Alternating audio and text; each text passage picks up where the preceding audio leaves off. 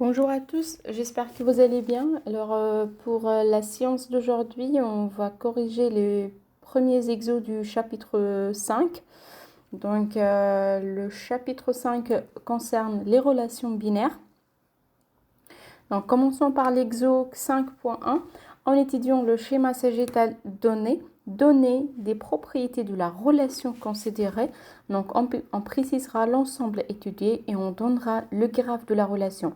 Donc, ici, on parle d'une relation binaire, du schéma sagittal, du graphe de la relation. Je vous propose un petit rappel concernant les notions du cours.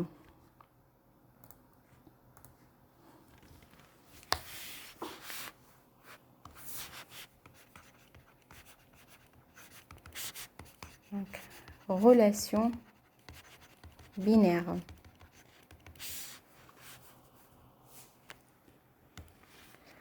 Alors, en effet, si on prend un couple X, Y qui appartient à l'ensemble E croix F. Donc, je vous rappelle que E croix F, c'est le produit cartésien. C'est un produit cartésien.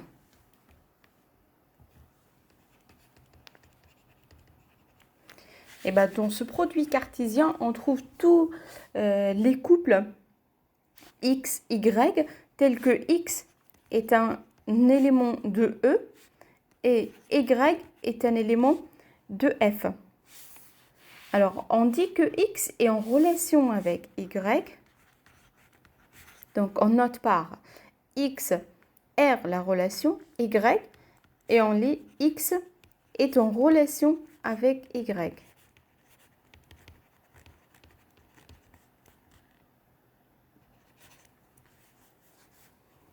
Donc, X en relation avec Y. Et si l'ensemble E égale l'ensemble F, alors R est une relation binaire.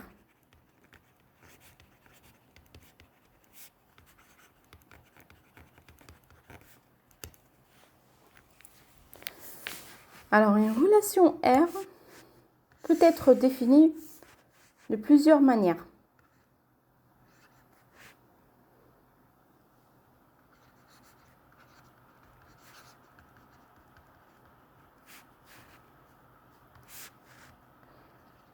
Alors, soit par son graphe de relation. Donc, par le graphe de la relation.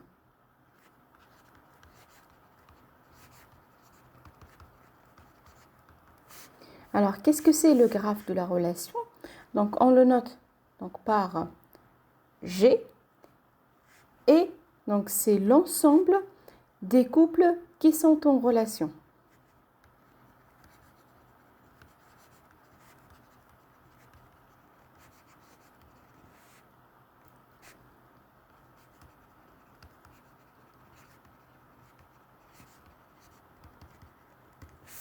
Donc, voilà, donc G, c'est l'ensemble des couples qui sont en relation. C'est-à-dire X, Y, donc le couple X, Y appartient à G si et seulement si X est en relation avec Y.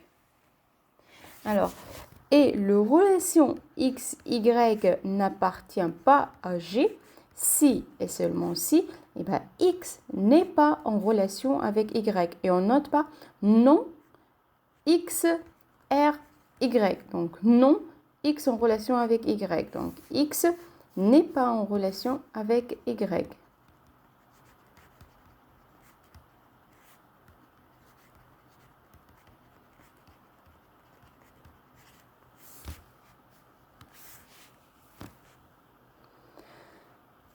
Alors, la première manière pour définir une relation binaire et son graphe de relation, la deuxième, c'est le tableau cartésien.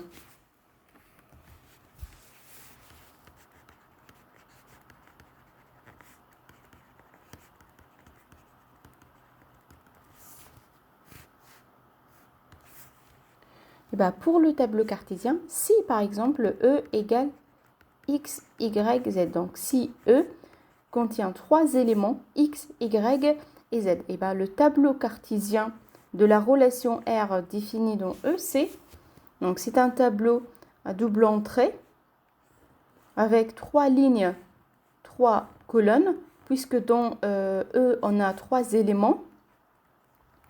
Donc X, Y et Z, X, Y et Z.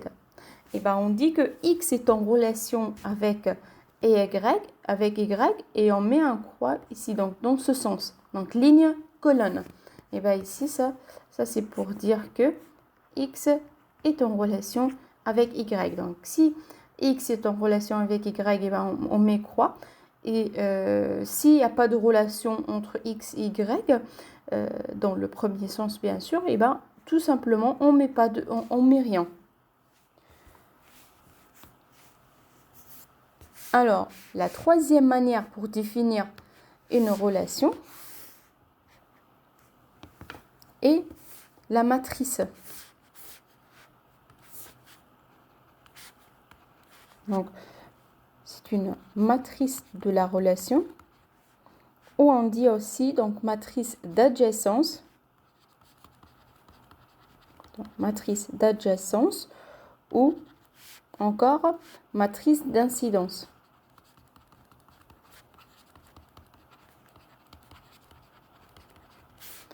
Donc dans cette matrice,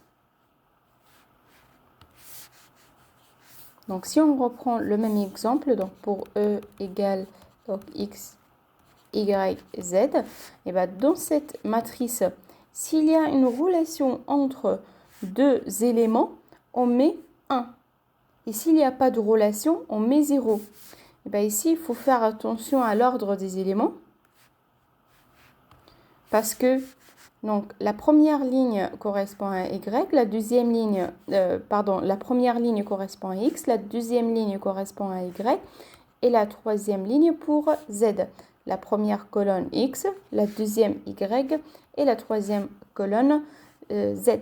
Et bien, si on dit X, Y, et ben on met 1, donc cela veut dire que X est en relation avec Y.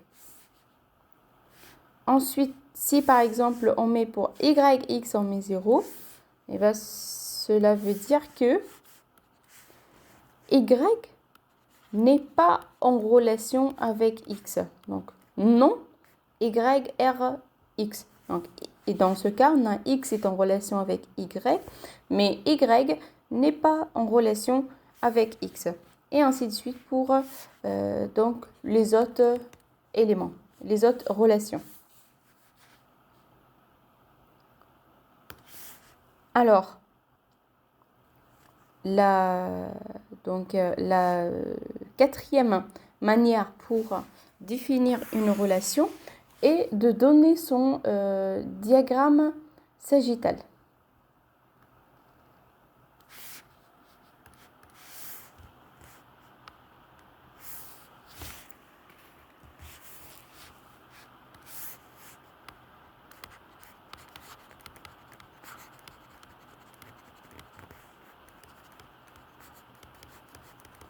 Et bien, dans le diagramme sagittal, on représente une relation par une flèche. Et dans ce cas, et bien, les éléments de E représentent les sommets du diagramme sagittal. Exemple, donc X, Y et Z. Et dans ce cas, donc si on met une flèche donc de X vers Y, et bien, cela veut dire que X est en relation avec Y. Ensuite, donc pour, par exemple, de Y vers X, et ben, cela veut dire que X est en relation avec Y et Y est en relation avec X. Alors maintenant, voyons les propriétés possibles pour une relation. Donc, les propriétés d'une relation.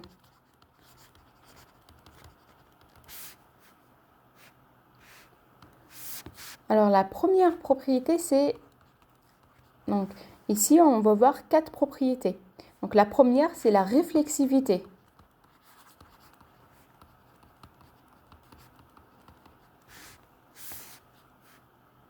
Alors, on dit que une relation R est réflexive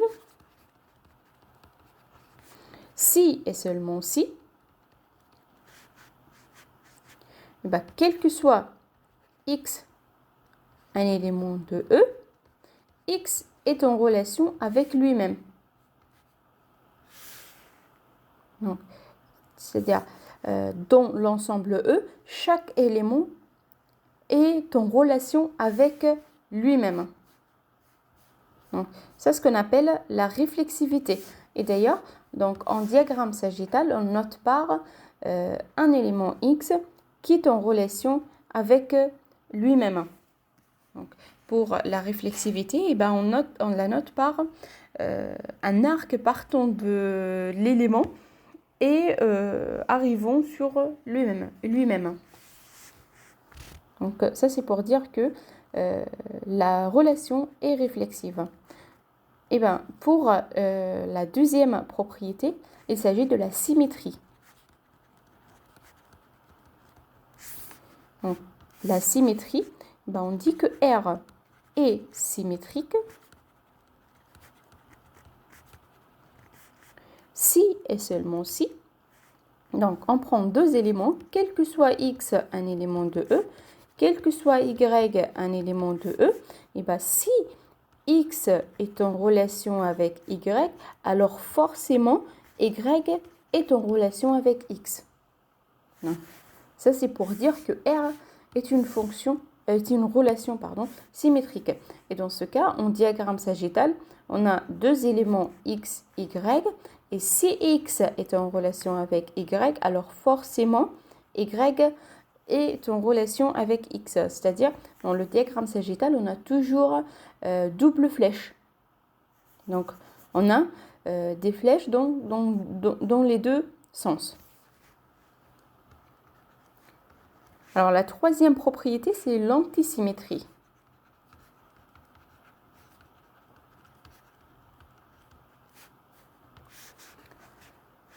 Donc, R est antisymétrique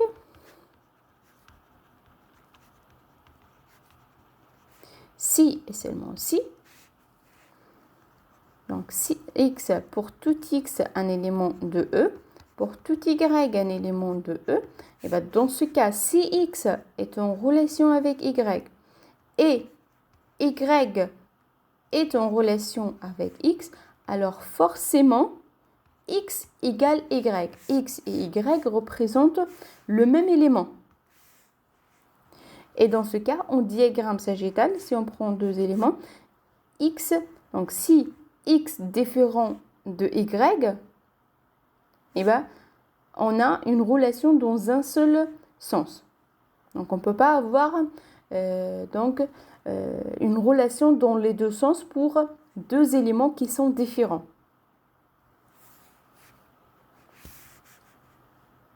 Donc, dans ce cas, pour X différent de Y. Alors, donc une petite remarque ici, la symétrie, ou plutôt l'antisymétrie, n'est pas la négation de la symétrie. Donc, l'antisymétrie n'est pas le contraire de la symétrie. Donc, il faut savoir que ici, chaque propriété est à étudier à part. Donc, on ne peut pas dire, donc si une fonction, elle n'est pas symétrique, ça ne veut pas dire qu'elle est antisymétrique.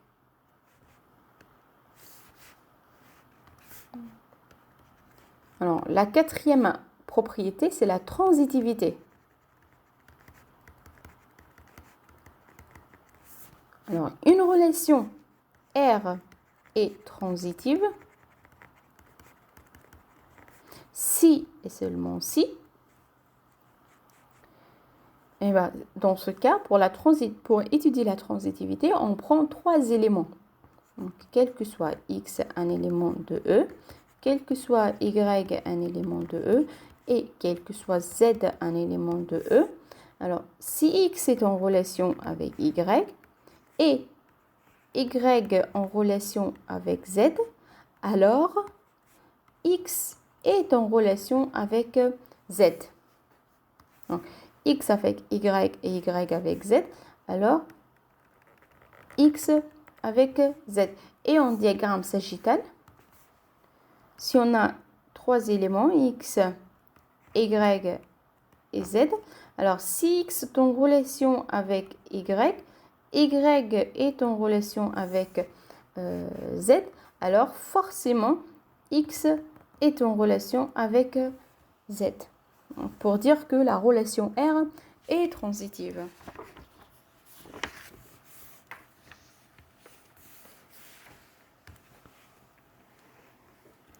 Alors maintenant pour l'exo 5.1, eh ben, on a le schéma sagittal. Donc ce schéma sagittal, donner les propriétés de la relation considérée. On précisera l'ensemble étudié et on donnera le graphe de la relation. Alors on va commencer par l'ensemble étudié.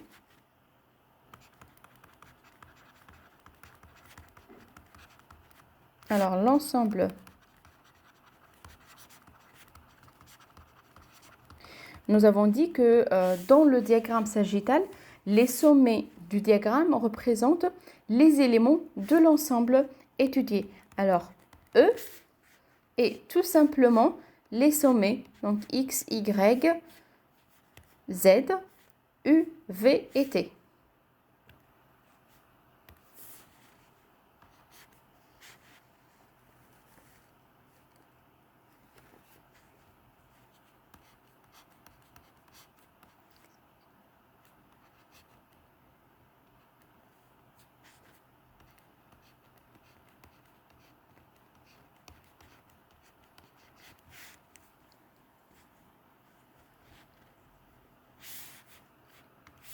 Ensuite, donc, le graphe de la relation.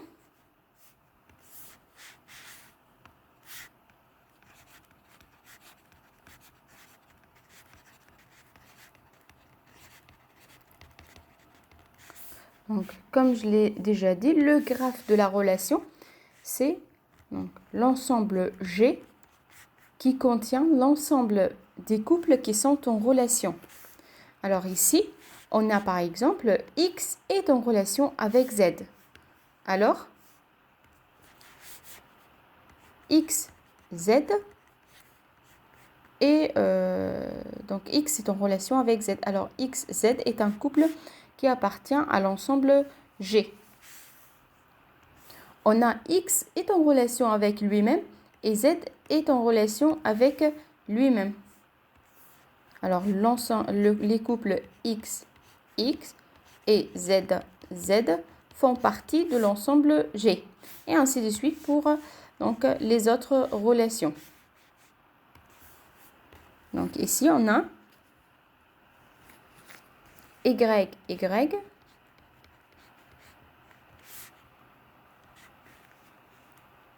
On a donc chaque élément est en relation avec lui-même. Donc U, U, V, V, T, T,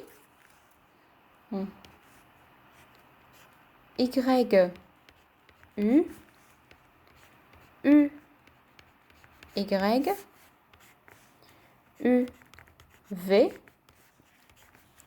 U, T, T, V,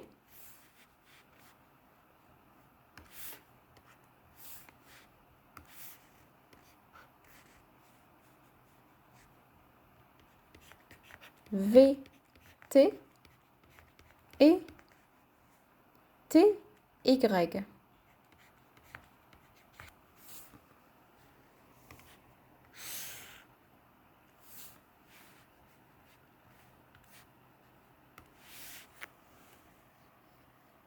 Donc ensuite, on va donner les propriétés de la relation.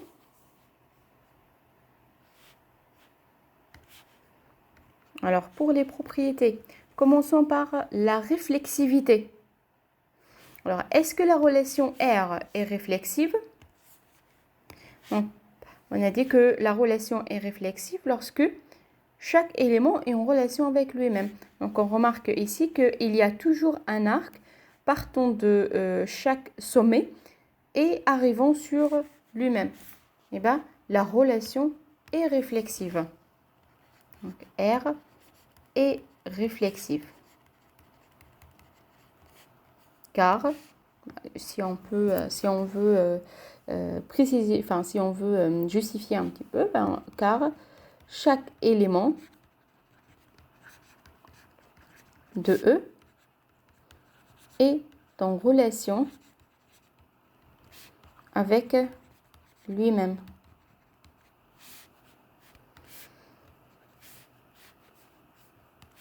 Ensuite, pour la symétrie,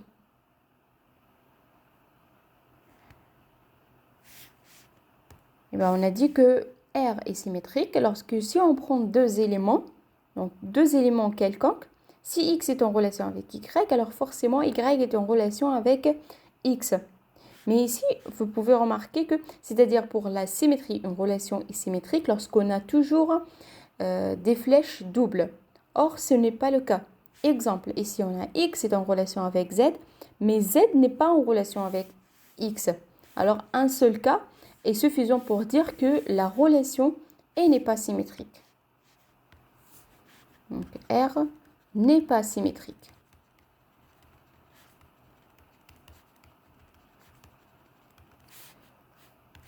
Exemple, donc c'est plutôt un contre-exemple. On a X est en relation avec Z et Z n'est pas en relation avec X.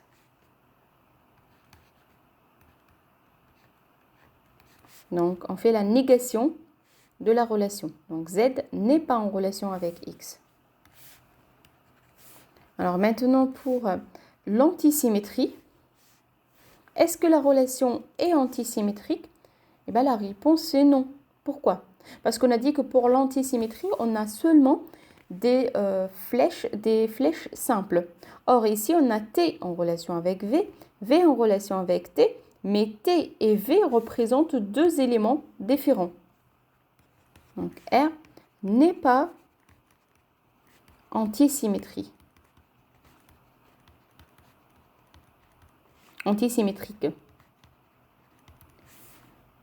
Exemple. T est en relation avec V.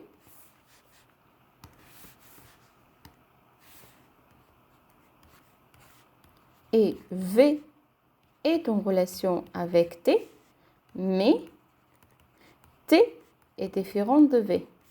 Donc, rappelez-vous que ici, pour l'antisymétrie, on a dit que si X est en relation avec Y et Y est en relation avec X, alors forcément, X égale Y. Mais dans ce cas, non, parce que T et V représentent deux éléments différents. Voyons maintenant la transitivité. Alors, est-ce que R est transitive?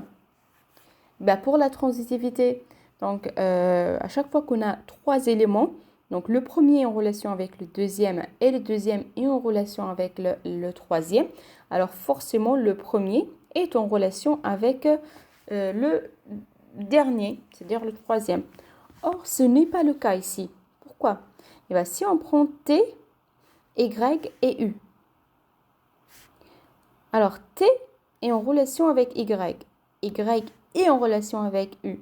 Alors, normalement, si la relation est transitive, on devra avoir T en relation avec U. Mais ce n'est pas le cas. Alors, la relation n'est pas transitive.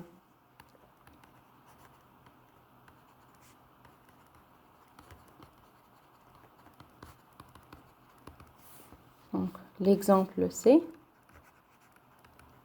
plutôt le contre-exemple. Donc, T est en relation avec Y et Y est en relation avec U, mais T n'est pas en relation avec U. Donc, on n'a pas cette relation entre le premier et le dernier élément. Donc voilà, donc en conclusion, la relation R est réflexive. Elle n'est pas donc ni symétrique, ni antisymétrique, ni transitive. Ensuite, pour l'exo 5.2, donc même question à partir de la matrice M avec E égale 1, 2, 3 et 4.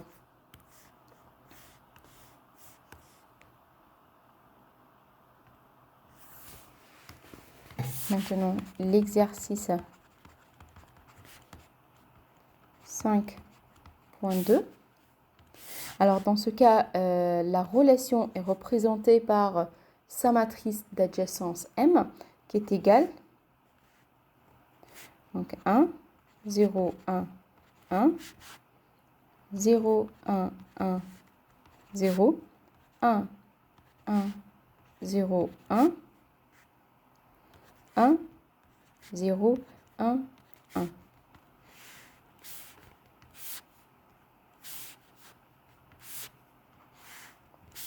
Alors ici, les éléments, donc E, c'est l'ensemble 1, 2, 3 et 4. Alors les éléments sont placés, ou vont mieux plutôt placer les éléments. Donc pour savoir chaque ligne correspond à quel élément.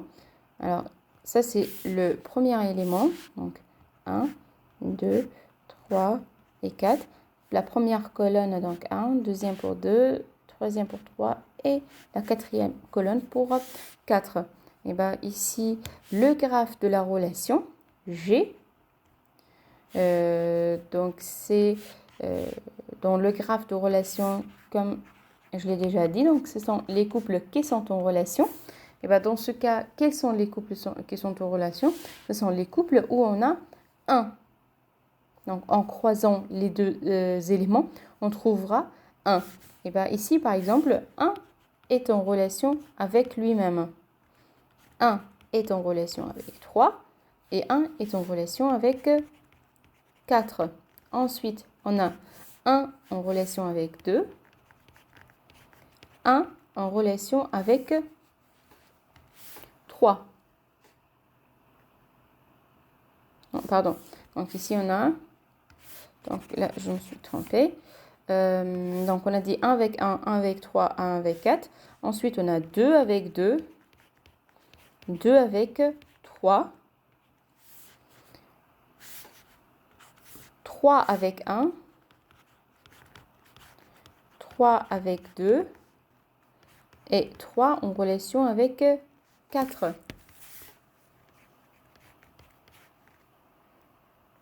4 est en relation avec 1, 4 est en relation avec 3 et 4 est en relation avec lui-même.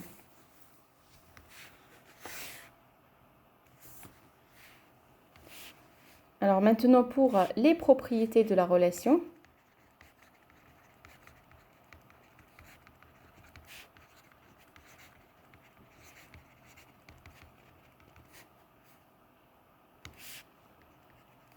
Alors tout d'abord, est-ce que la relation est réflexive?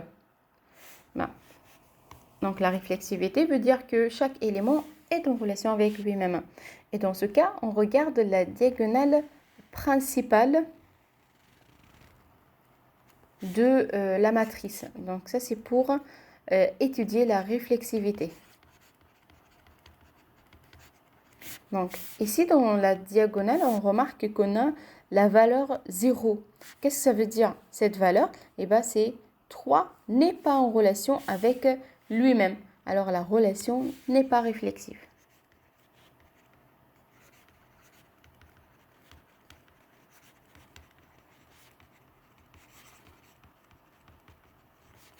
Car, donc 3 n'est pas en relation avec lui-même.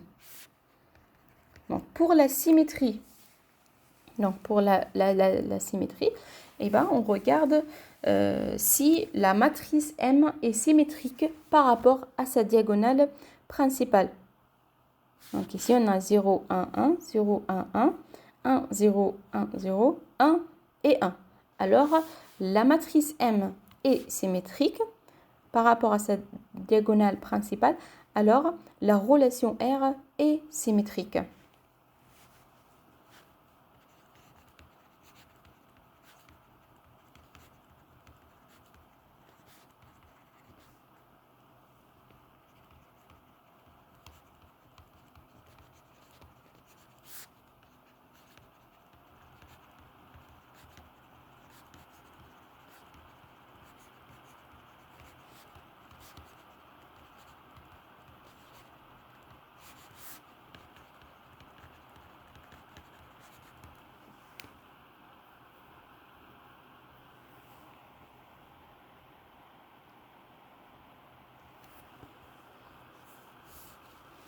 Alors maintenant, pour l'antisymétrie. Est-ce que la relation est antisymétrique? Eh bien, la réponse, c'est non. Pourquoi? Parce qu'on a 1 est en relation avec 3. 3 est en relation avec 1, mais 1 et 3 représentent deux éléments différents. Donc, R n'est pas antisymétrique.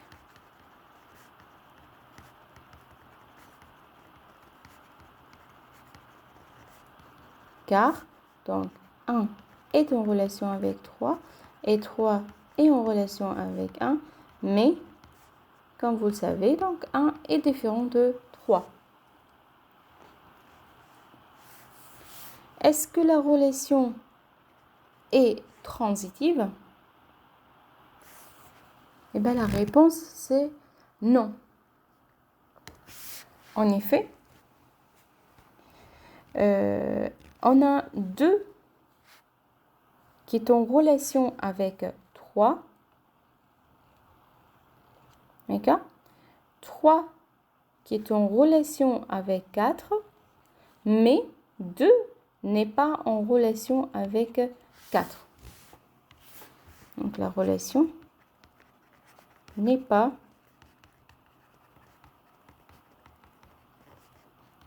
donc comme vous voyez, un seul exemple est suffisant pour décider. Donc, si par exemple on dit que la relation n'est pas transitive, eh bien, il suffit de donner un seul exemple pour justifier cette propriété.